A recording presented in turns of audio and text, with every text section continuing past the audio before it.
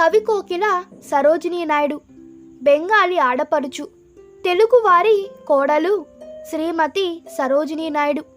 1879 ఫిబ్రవరి 13న జన్మించారు. సరోజినీదేవి పుట్టుకతోనే కవయిత్రి.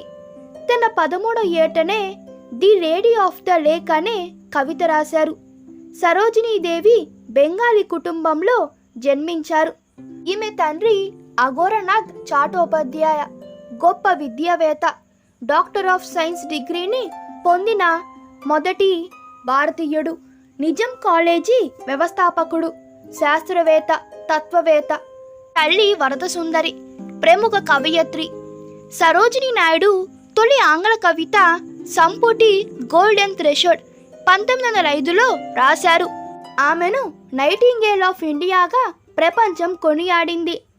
ఆ తర్వాత the bird of time, the broken wings, palanquin bearers వంటి కవితలు రాశారు. హైదరాబాద్లోని గోల్డెన్ థ్రెషోల్డ్ అనే ఆమె నివాసమే ప్రస్తుత హైదరాబాద్ యూనివర్సిటీ.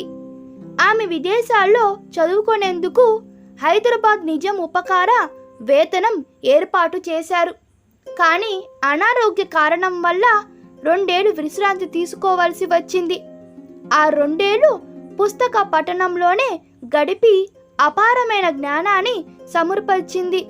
ఆ కాలంలోనే 16 ఏళ్ల వయసులో సరోజినిని చాటోపాధ్యాయ పై చదువులకు లండన్ వెళ్లారు.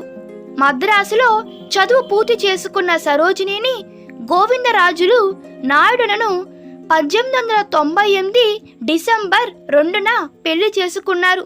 వీరి వివాహాన్ని కందుకూరి వీరేశలింగం పంతులు జరిపించారు. నాయుడు దంపతులకు 4 పిల్లలు కలిగారు. కవి కోకిల కవితలతో గేయాలు, గీతాలు, పద్యాలు ఉన్నాయి. ఇది ఆర్థర్ సైమన్ అనే ఆంగ్ల కవి ప్రోత్సాహంతోనే వెళ్ళబడింది. జానపద గేయాల్లో అత్యంత ప్రముఖమైనది పాలక్వైన్ బెరల్స్.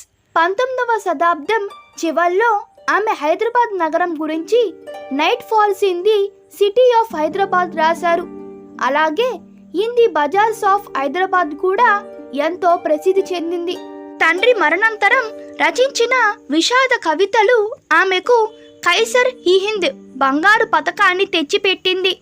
దేశానికి స్వాతంత్రం వచ్చిన తరువాత ఉత్తరప్రదేశ్లో గవర్నర్గా చేశారు. సరోజినీ నాయుడు 1949 మార్చి 2న లక్నోలో మరణించారు. ఆమె జ్ఞాపకార్థం భారత ప్రభుత్వం 1964 ఫిబ్రవరి 13న ఈమె చిత్రంతో ఒక తపాలా బిళ్లను విడుదల చేసింది. ఈ వీడియో మీకు నచ్చినట్లయితే మీ అభిప్రాయాలు కామెంట్లో తెలపండి. Please like, share and subscribe to my channel. Thank you.